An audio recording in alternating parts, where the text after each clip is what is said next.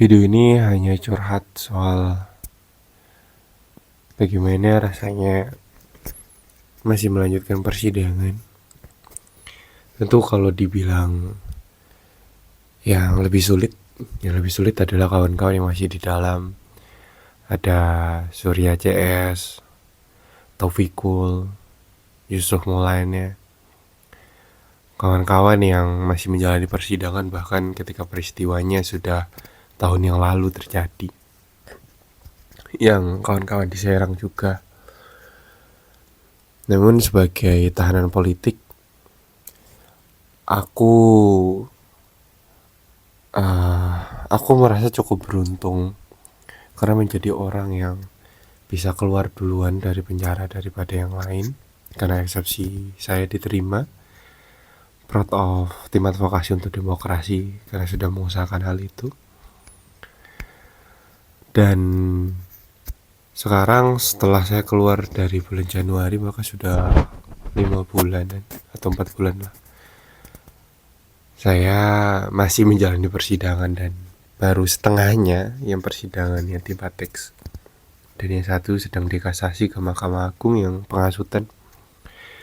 Pada dasarnya mental saya cukup down, saya cukup merasa inferior beberapa hari ini dan tidak stabil. Namun yang saya pahami adalah bahwa saya tidak pernah takut ya.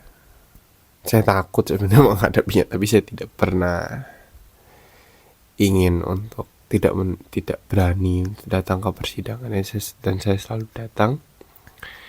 Persidangan saya setiap hari Selasa, dan itu persidangan yang sebenarnya memuakkan, kawan-kawan. Oke lah, nanti kita ngomongin pengalaman saya di persidangan di video yang lain. Tapi secara mental saya cukup merasa apa yang saya hadapi itu sebenarnya bukan sesuatu yang seharusnya bisa sampai di persidangan. Saya masih merasa denial karena ayolah, seberapa banyak berita hoax di luar sana yang gak masuk penjara. Dan yang saya buat tuh tim Patex, yang dimana bahkan pelapornya sendiri bilang dia udah lihat doxlinya gitu. Jadi penjara bukanlah tempat yang menyenangkan. Penjara adalah tempat yang bagi saya, manusia bukan dibiarkan bertumbuh dan berkembang di sana, tapi dibiarkan membusuk. Memang ada santri, memang ada perpustakaan, memang ada pelatihan, paket A, paket B, paket C. Tapi selama setengah tahun di penjara itu saya merasakan pikiran saya membusuk, otak saya membusuk, diri saya membusuk. Saya merasa kehilangan semangat. Makanya ketika saya keluar, saya nggak tahu bisa apa. Namun disinilah saya bertemu dengan banyak orang.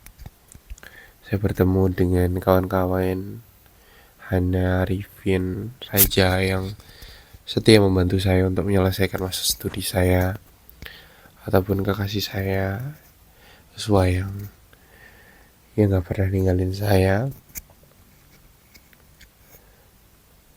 Jadi saya masih merasa bahwa saya masih punya kehidupan, tapi yang cukup saya belum bisa lihat sebagai satu perkembangan adalah kenyataan bahwa saya tidak tahu harus kemana, harus ngapain, atau apa yang saya kejar. Saya cukup kehilangan itu dalam periode kemarin.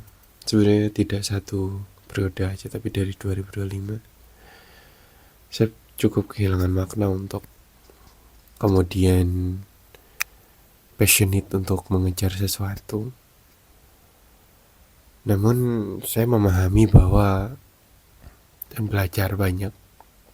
Salah satunya adalah ya mau lu senang atau susah, lu tetap harus bisa makan, lu tetap harus cari uang yang sangat robotik dan kapitalis itu sendiri.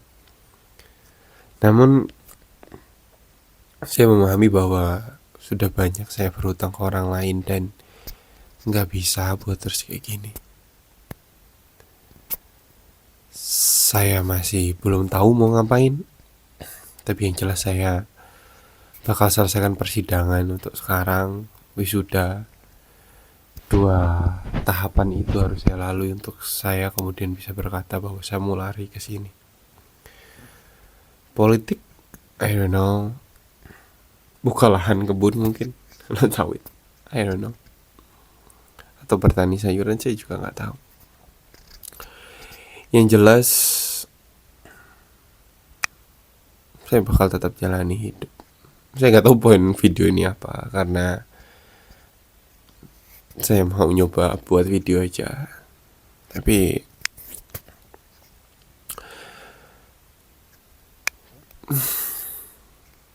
jujur aja cukup kesepian dan nggak tahu harus ngapain.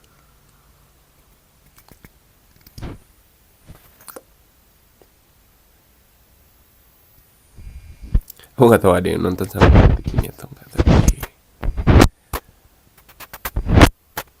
terus aku harus konsisten deh.